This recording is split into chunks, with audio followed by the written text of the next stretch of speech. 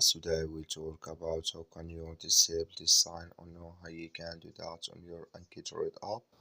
So we're going to figure out the solution or know how you can do that on your app. So you just follow this ways, then it's going to work with you.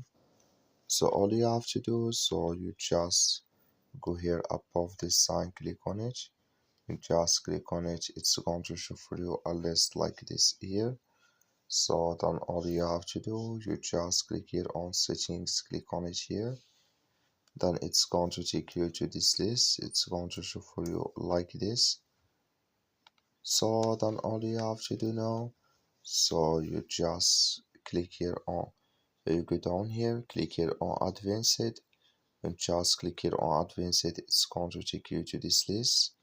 Go down, come here to type answer into the card. You will find it here. Click in this sign or this color. Like you see color, it's gone. That's mean you type answer into the card disable with us now.